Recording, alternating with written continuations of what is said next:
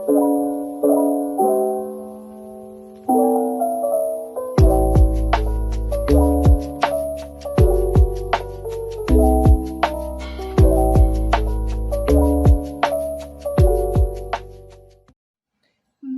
guys. Morning.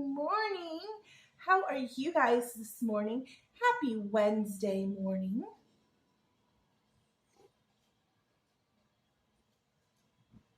I hope that you all are doing amazing, incredible things this morning.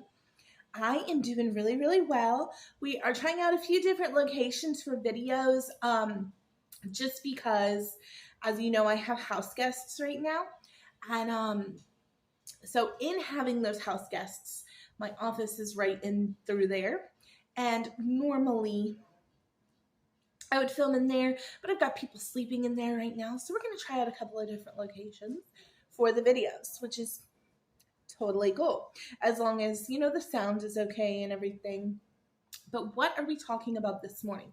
We are talking about Night Road by Kristin Hannah. I read another Kristin Hannah, and you guys know what that means, right? That means I cried for like 8 hours straight, because that's what Kristin Hannah does to me. I read her, read a few books by her, but the other one that really got me was The Nightingale. Oh my gosh, my heart and soul. That one ripped it out. But if you go back like a month to my thrift store book haul, you'll see where I picked up Kristin Hannah's The Night Road, because it was like 25 cents in that thrift haul. And I've had it ever since then, and I've been meaning to read it. And it was sitting on my desk. It's a paperback, and I was like, you know what? 25 cents. I love Kristin Hannah. Let's give it a read. So we did, and it was incredible. Best 25 cents I've ever spent. Literally, I think I'm going to have the hardest time picking a favorite book this year, because I'm going to have to do two genres of favorite books, like top book of the year. I'm going to have to do a fantasy and a non-fantasy genre, because you cannot hold a Kristin Hannah or a Emily Henry book to the same standard as a good fantasy like a Brandon Sanderson, or I'm getting ready to read Fourth Wing. Really excited about it because I've heard nothing but incredible things about it. I ended up just buying it on my Kindle because I did not find it in the hardback copy that I was looking for. I'm going to keep looking and probably eventually add it to my shelving, but I didn't want to spend $30 plus if it was not the hardback that I was specifically looking for with the extra artwork on it. So I just went ahead and got it while it was on sale on my Kindle, and we're going to read that next after what I'm currently reading. But I digress. We're going to have to do a top fantasy and a top non-fantasy category this year in our year-end roundup, because I cannot pick between a few books. And we might even have to do a top three, like top 3 fantasy and top 3 non-fantasy, just because I've read some really good books this year. I've read 60 books this year, which is quite incredible despite the fact that I read fiction. My best friend, who is on Instagram and TikTok as Among Oaks and Owls, and you can check her out at those places. She reads strictly nonfiction, and it just blows my mind. And I want to be more like her. I want to get into more nonfiction, like at least every 10 books I read that are fiction, read a nonfiction, just because I think you can learn so much. It's incredible how much information she learns just from reading books. And could you imagine if I read 60 books that taught me things? Like, I would be unstoppable. I would be like a genius or something. I don't know. But no, I read 60 fiction novels in 6 months. So there's that. But Night Road, what are we talking about today? Night Road by Kristin Hannah. This book was phenomenal. I really enjoyed it. You know, Kristin Hannah's about the trauma, right? That's what she writes about. It just is tearjerker traumas. And I did not love, I've read 3 books. This is my 3rd Kristin Hannah. I read The Nightingale, like I told you, absolutely loved it. And then I read Firefly Lane, and I did not love it nearly as much. So I was like, maybe she's a one-off, maybe because like Colleen Hoover. I don't love everything Colleen Hoover writes. I've loved 3 of Colleen Hoover's books, and then I've read a few that I didn't love. and never talked about on here. So it's one of those things where, I don't know, I think that, one moment. So sorry about that. Okay, so like I was saying, I think it was one of those things where it's an author that you're not going to love everything she writes for me, Kristin Hannah, but I did love The Night Road.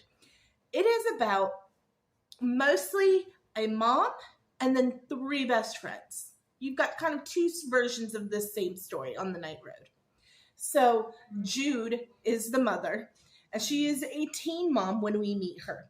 So she is in a really tough place. As a teen mom myself, it's a tough place to be in. Because you are scared a lot. You are constantly worried for your child. You want to not be a helicopter parent, but also extremely involved because you want to know what it is that they are doing, right? There's so much out there that they can get into. And that is one of Jude's biggest struggles. She's trying not to be a helicopter parent while also actually being a parent. And then she has twin children named Zach and Mia. And we meet them first time freshman year of high school, like first day of freshman year of high school. And then you have Lexi. Lexi is a foster child who has been bounced around the foster care system. Her mother was a drug addict, in and out of prison. And Lexi's finally made it to like a great aunt who lives in this small town where Zach and Mia and Jude live. And Mia and Lexi meet on the first day of freshman year and become instant best friends. Just they immediately click. They're outskirts. They're socially awkward. They're going to be best friends. And Zach is Mia's twin, and he kind of joins and tags along a lot. So they're like the 3 amigos, kind of. Where Mia and Lexi are like inseparable best friends. And then Zach is kind of like their tag along, their protector, their whatever. Well, as things happen, Lexi and Zach end up falling for each other, which is problematic because, one, Mia is very hesitant and nervous about this because she has been burned by a situation like this before. Mia had a friend who kind of just pretended to be her friend to get close to Zach, who is the hot, popular guy, and that really hurt her feelings when Zach wasn't interested. The girl didn't want to be friends with Mia anymore, and she obviously got really hurt by that. So that's immediately where her mind kind of goes when she finds out that Lexi and Zach are talking about being a couple and are in love with each other. But they kind of work through that until it comes time for colleges. And then Zach and Mia are supposed to go to, I believe it's USC together. Lexi is a foster care kid. Like, even her great aunt doesn't have money. So she's going to community college. And Zach decides that he wants to go to community college with her. And Mia is heartbroken because she wants to go to South Carolina or USC, which I believe is Southern California. And literally they just have a big falling out, especially with the mother, Jude, who wants both of her children to go to USC and thinks that this girl, Lexi, is going to ruin Zach's life. And they have a big falling out and end up going to a graduation party. And at that graduation party, the story flips and it becomes a very tragic story. Okay, so I do apologize if you can hear my husband in the background. Unfortunately, part of the problem with working where I'm currently at, with everybody sleeping in the other room, is that he is also working like right next to me. So he is a loud talker. If you have ever met my husband, you're going to be like, oh yeah, we can hear him because he's loud and he just talks that way. So where did I leave off? The 3, Mia, Zach, and Lexi, make the really poor decision to drive home from the party intoxicated, which has incredible repercussions. If you do not want spoilers for this book, I would stop the video here. But if you don't mind spoilers, or if you have no intention of reading it and just want to watch me talk about it, you can continue to watch. And so basically, they make the poor decision to drive. home drunk. And Zach is the one who's supposed to drive. He was the DD, but he is the most drunk of all of them. So he gets behind the wheel, but we find out when they all wake up in the hospital that Lexi actually ends up being the one that drives because she was the least drunk of them, the foster girl. Mia ends up dying in the accident, Zach's twin sister. And Lexi ends up doing prison time because she can't afford a good lawyer. And she also pleads guilty because she has a lot of guilt on her conscience. She caused a wreck that killed her best friend. And she does hard prison time. She does five or seven. I think she was given 5 years, but she ends up doing closer to 6 or 7 because of some issues she runs into in there. During that time, she gives birth to a child that is Zach's. And you kind of, I don't know, I think the themes of this book are just motherhood and love and compassion and childhood trauma, because both Jude and Lexi are dealing with issues with an absent parent. But Jude is so angry at Lexi for so much of the book for killing Mia. And they don't realize that they're both dealing with so many similar issues.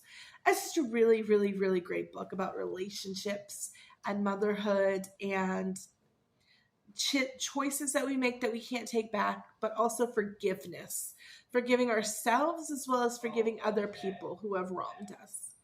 And I think that forgiveness is a huge underlying theme in this book.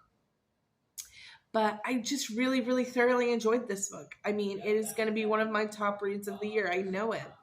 I hope that you guys are having an amazing, amazing week. I hope this video hasn't been too chaotic for you because of trying to get it out and having so many things going on here at the house. But I love you all very much. Thanks for sticking it out with me. And have a great rest of your week. I'll see you on Saturday morning. Bye.